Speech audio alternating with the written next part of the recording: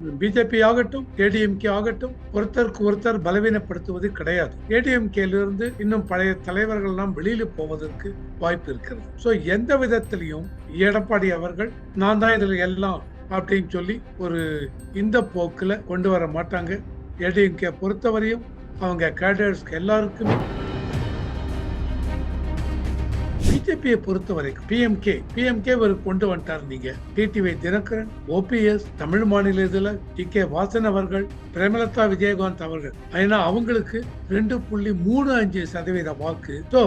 அததான் பிஜேபி முயற்சி எடுத்து செய்து கொண்டிருக்கிறார். அண்ணாமலை ஆகட்டும், நயினார் நாகேந்திரன் ஆகட்டும், நிறைய அதுல பேக்ரவுண்ட் வேலை செய்யறாங்க. அத்தனை பேரும் உள்ள கொண்டு வர வேண்டும். அதனால ஓபிஎஸ் பொறுத்த வரைக்கும் குழப்பமாகத்தான் தெரிவிக்கிறது. பழைய மினிஸ்டர்ஸ் அவரை விட்டு விலகி போய்விட்டார்கள். அவருக்கு ஸ்ட்ரென்த் பாக்குறச்சு ரொம்ப குறைந்து விட்டது. அவருடைய ஓட்டு வங்கி 0.9%. நான் முடிவு பண்ணி என்டிஏல போய் உட்காருங்க, பேசுங்க, எனக்கு ஒரு சீட் கொடுங்க, நான் உங்க கட்சியில சேர்ந்தது இல்ல, எல்லாத்தையும் உதறி தள்ளிவிட்டு ஏதாவது ஒரு கட்சி ஓகே பிஜேபியிலே போய் சேருங்க. ஏன்னா நீங்க எக்ஸ் சிஎம்மா இருக்கு. விஜய் கட்சியோட கூட்டணி முடிவாகவில்லை. விஜயை தேடி எந்த ஒரு கட்சியும் போய் சேரவில்லை. காங்கிரஸ் மட்டத்திலும் இவங்க மாணிக்கம் தாக்கூர் ஆகட்டும், மற்ற தலைவர்கள் இஷ்டத்துக்கு அவங்க பேசினாங்க. இதெல்லாம் பார்க்கும்பொழுது காங்கிரஸ் சைட்ல ஒரு எதிர்பார்ப்பு ஏற்பட்டது. அதால் காங்கிரஸ் விஜய் பக்கம் போய்விடுவார்கள். ஆனால் மேலேந்து ராகுல் காந்தி அவங்க கிட்ட வந்த சிக்னல் இல்லை, டிஎம்கே தான் நமக்கு. விஜயோட அப்பா சொல்வதையெல்லாம் காங்கிரஸ்ங்கிறது ஒரு காலம்ல இன்னைக்கும் ஒரு 4-5 ஸ்டேட்ல இருக்காங்க. ஒரு பெரிய தேசிய லெவல்ல ஒரு கட்சி. அந்த காங்கிரஸ் கட்சிக்கு விஜயுடைய அப்பா இன்னைக்கு அட்வைஸ் கொடுக்க வேண்டிய அவசியம் இல்லை. சோ இது அதனால இவர் சொன்ன உடனே காங்கிரஸ் ஓடியெல்லாம் உதவ மாட்டாங்க, கண்டிப்பாக வர மாட்டாங்க. சோ விஜயை பொறுத்த வரைக்கும் இன்னும் ப்ரூவ் பண்ணி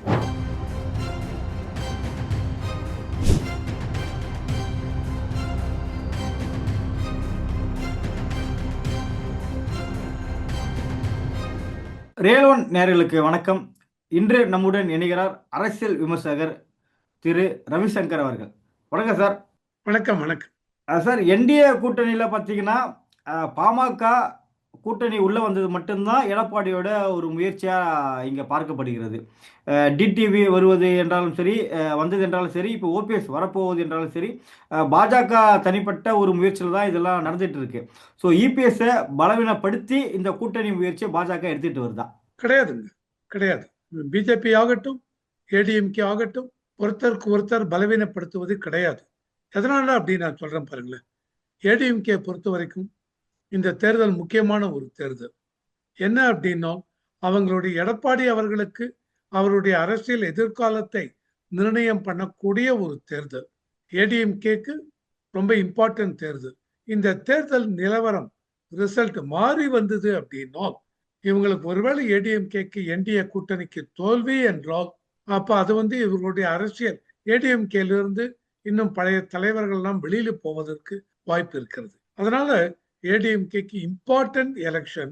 சோ எந்த விதத்திலையும் எடப்பாடி அவர்கள் நான் தான் இதுல எல்லாம் அப்படின்னு சொல்லி ஒரு இந்த போக்குல கொண்டு வர மாட்டாங்க. ஏடிஎம்கே பொறுத்தவரையும் அவங்க கேடர்ஸ்க்கு எல்லாருக்குமே அப்படி ஒரு அட்வைஸ் கொடுத்திருக்காங்க. பிஜேபி பிஎம்கே கேடர்ஸோட ஒன்றிணைந்து நீங்கள் செயல்பட வேண்டும், நம்ம தேர்தலை ஜெயிக்கணும் அப்படின்னா இது ரொம்ப இம்பார்ட்டன்ட் அப்படின்னு சொல்லிருக்காங்க ஏடிஎம்கே. பிஜேபியை பொறுத்த வரைக்கும் என்ன இம்பார்ட்டன்ட் அப்படின்னா பிஜேபி சொன்னது எங்களை பொறுத்த வரைக்கும் டிஎம்கே ஆட்சியை விட்டு அகற்ற வேண்டும் அப்படின்னு பிஜேபி சொல்லிருக்காங்க. அப்போ பிஜேபிக்கு டிஎம்கே அகற்ற வேண்டும் அப்படின்னா கண்டிப்பாக ஏடிஎம்கே அந்த கூட்டணி முக்கியம். ஏன்னா 2024 பார்லிமெண்ட் எலெக்ஷன் பிரகாரம் ஏடிஎம்கேக்கு 20.5% ஓட்டு இருக்கிறது. சோ பெரிய ஒரு கட்சி. டிஎம்கேக்கு 26% ஓட்டு. நான் சொல்லுவது 2024 பார்லிமெண்ட் எலெக்ஷன் வச்சு டிஎம்கேக்கு 26% ஓட்டு, ஏடிஎம்கேக்கு 20.5%. சோ ஏடிஎம்கே ரொம்ப முக்கியம். டிஎம்கே ஆட்சியை விட்டு அகற்ற வேண்டும் என்றால் பிஜேபிக்கு ஏடிஎம்கே முக்கியம். அதனால நாங்க தான் ரொம்ப இதுல பலம் வாய்ந்த கட்சியெல்லாம் ப்ரூவ் பண்ண வேண்டிய இவங்க பிஜேபி அந்த மாதிரி பண்ண மாட்டாங்க. பிஜேபியை பொறுத்த வரைக்கும் பிஎம்கே ஒரு கொண்டு வந்துட்டார். நீங்க டிடிவி தினகரன், ஓபிஎஸ், தமிழ் மாநில இதில் ஜி.கே. வாசன் அவர்கள், இன்னும் கேட்டால் டிஎம்டிகே பிரேமலதா விஜயகாந்த் அவர்கள், ஏன்னா அவங்களுக்கு 2.35% வாக்கு ஓட்டு ஷேரு 2024 பார்லிமெண்ட் எலெக்ஷன் பிரகாரம். ஸோ அதை தான் பிஜேபி முயற்சி எடுத்து செய்து கொண்டிருக்கிறார்கள். அண்ணாமலை இதுல, அண்ணாமலையாகட்டும், நயினார் நாகேந்திரன் ஆகட்டும், நிறைய அதுல பேக்ரவுண்ட்ல வேலை செய்யறாங்க. அத்தனை பேரும் உள்ள கொண்டு வர வேண்டும். அதனால பிஜேபி அதிகமா பண்றாங்களா, ஏடிஎம்கே அதிகமா பண்றாங்களா, அது முக்கியம் இல்லை. பிஜேபி என்டிஏ கூட்டணி குறைந்தது 43-44% ஓட்டு வங்கி அதுக்கு ஏற்பாடு செய்து விட்டால் கண்டிப்பாக வெற்றி நிச்சயம். சார் எப்படி சார் சொல்றீங்க அப்படின்னா, போன தடவை 2024 பார்லிமெண்ட் எலெக்ஷன்ல இவங்களுக்கு மொத்தமே டிஎம்கே கூட்டணிக்கு 46%, அதுல 26% டிஎம்கேக்கு, மீதி 19.5% மற்ற கட்சிகளுக்கு. கம்யூனிஸ்ட் பார்ட்டி, பிசிகே, காங்கிரஸ்க்கு மட்டும் 10.4% கிடைத்திருக்கிறது. ஸோ அந்த 46%-ஐ அதுல கண்டிப்பாக எல்லா அரசியல் இவங்களும் எதிர்பார்க்கிறது. டிஎம்கே பொறுத்த வரைக்கும் ஆன்டி இன்கம்பன்சி ஃபேக்டர் ரொம்ப அதிகமாக இருக்கிறது. மக்களுக்கு அது மேல அந்த அளவுக்கு ஒரு டிஎம்கே ஆட்சி மீது ஒரு வெறுப்பு இருக்கிறது. எந்த விதத்திலையும் இந்த கொடுத்த 505 வாக்குறுதிகளை 25% தான் நிறைவேற்றி இருக்கிறார்கள். அப்படி இப்படின்னு மக்களுக்கு எல்லாத்தையும் விலைவாசி, இந்த பக்கம் நீங்க மகளிர் உரிமை அது இதுவும் கொடுக்குறீங்க, அந்த பக்கம் சொத்து வரியிலேருந்து உணவு, இந்த வரியிலேருந்து ஸ்டாம்ப் டியூட்டிலேருந்து ரிஜிஸ்ட்ரேஷன் எல்லாத்தையும் ஏற்றி விட்டீர்கள். ஸோ லா அண்ட் ஆர்டர் அவ்வளோ பெரிய ப்ராப்ளம். போக்சோ ஆக்ட், மகளிருக்கு அவங்களோட பாதுகாப்புக்கு இது இல்லை. இந்த மாதிரிலாம் ஒண்ணா சொல்லிட்டு போகலாம். அந்த மாதிரி இருக்கும்பொழுது ஆன்டி இன்கம்பன்சி ஃபேக்டர் 7-8%. சிலர் சொல்றாங்க, ஏன் சார் 8-10% இவங்க டிஎம்கேக்கு இது அடி வாங்குங்கிறாங்க. ஸோ டிஎம்கேக்கு 46% 2024 பார்லிமெண்ட் எலெக்ஷன் பிரகாரம் இருந்தாலும் இந்த ஆன்டி இன்கம்பன்சி ஃபேக்டர் 8% ஓட்டு வந்ததுனால் அந்த 46ல் 8 போயிடுச்சுன்னா மீதி 38% தான் இருக்கும். இதையும் தாண்டி விஜய் கட்சி அவர் உள்ள வந்தாங்கன்னா எந்த ஓட்டை எப்படி பிரிக்க போறாங்க, அதனால டிஎம்கேக்கு எந்த அளவுக்கு ஓட்டு பாதிப்பு ஏற்படும். ஏன் சார் ஏடிஎம்கேக்கு ஏற்படாது? ஏற்படும். ஆனால் விஜயோட கட்சியை பொறுத்த வரைக்கும் டிஎம்கே தான் எங்களுடைய அரசியல் எதிரி அப்படின்னு சொன்னதுனால டிஎம்கேயோட ஓட்டு வாங்கிகள், டிஎம்கேல இருக்கிற இளைஞர்கள் ஓட்டு, இளைஞர்கள் அவங்க ஓட்டு, இதெல்லாம் விஜய் பக்கம் போகும். அதுவும் டிஎம்கேக்கு அடி வாங்கும்.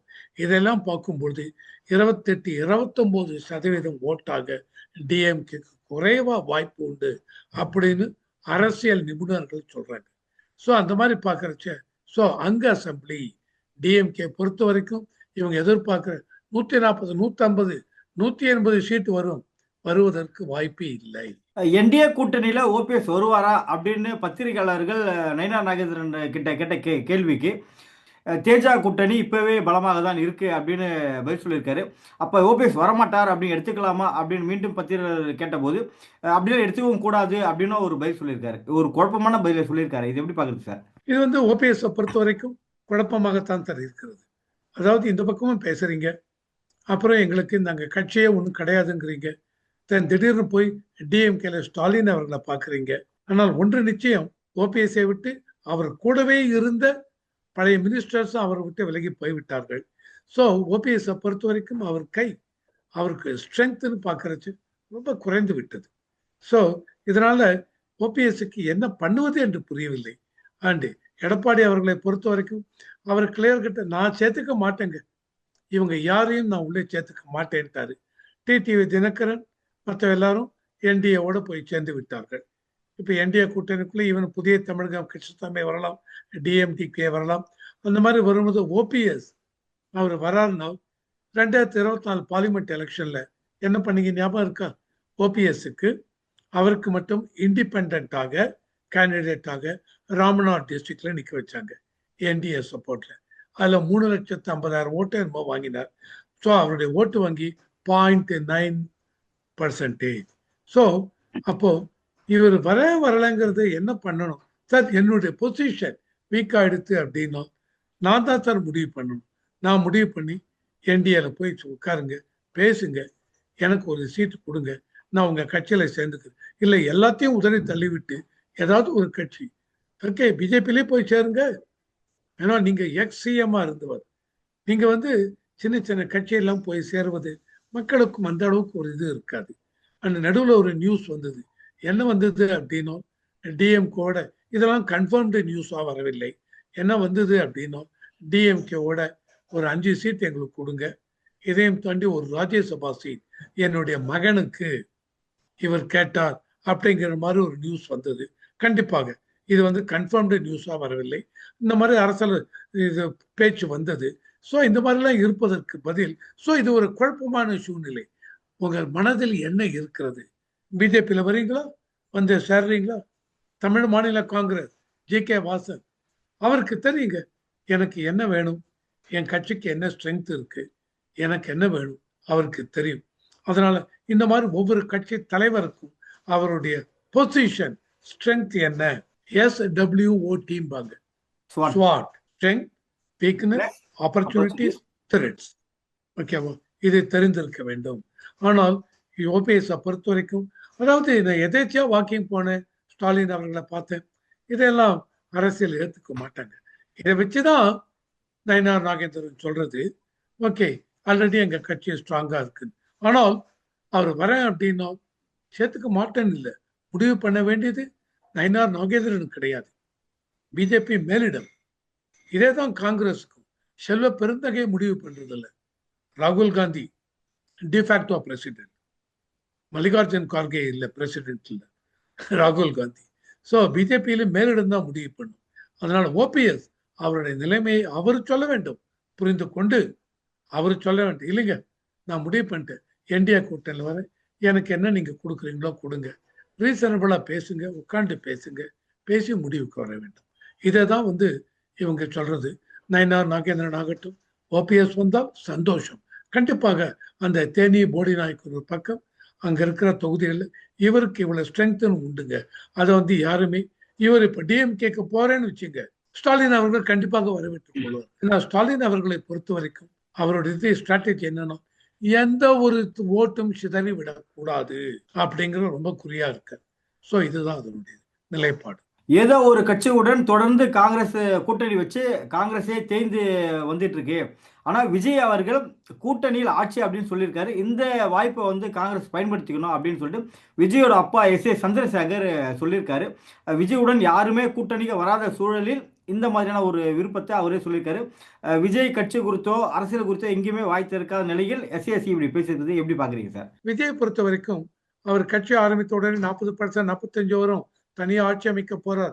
அவரும் சொன்னார், எல்லா கட்சியும் யார் யார் வரீங்களோ எல்லாருக்கும் ஆட்சியில பங்கு கொடுக்கிறேன், என் தலைமையை ஏற்றுக்கொண்டு வர வேண்டும் அப்படி இப்படின்னார். போற இடம்லாம் ஒரு 3-4 இடத்துல மீட்டிங் போட்டார். நல்ல கூட்டம் வந்தது.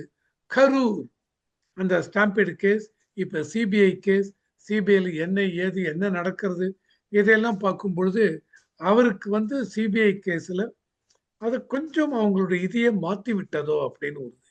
ஸோ ஃபர்தரா எந்த இடத்துலையும் மீட்டிங் போடவில்லை. இவங்க எல்லாமே ஆன்லைன்ல உட்காந்து உள்ள உட்காந்துட்டு கலவரம் தேர்தல் இதுல வந்து இவங்க பண்ணவில்லை. இதையும் தாண்டி இவங்க இந்த விசில் இதெல்லாம் கொடுத்தாச்சு. ஆனால் எந்த அளவுக்கு எந்த ஒரு கட்சியும் இவங்க எதிர்பார்த்த அளவுக்கு இன்க்ளூடிங் காங்கிரஸ் இன்னும் விஜய் பக்கம் போகவில்லை. இன்னைக்கு ஹார்ட்லி 25 நாள் இருக்கு sir. Election commission schedule announce பண்ணுவாங்க. பிப்ரவரி 15ஆம் தேதி சார் எக்ஸைஸ் முடிஞ்சு ஃபைனல் எலக்டோரல் ரோல் பப்ளிஷ் பண்ணுவாங்க. அதையும் தாண்டி அனதர் 1 வாரம் 10 நாள் எலெக்ஷன் கமிஷன் ஷெட்யூல் அனௌன்ஸ் பண்ணுவாங்க. ஸோ ஹார்ட்லி 25 நாள்.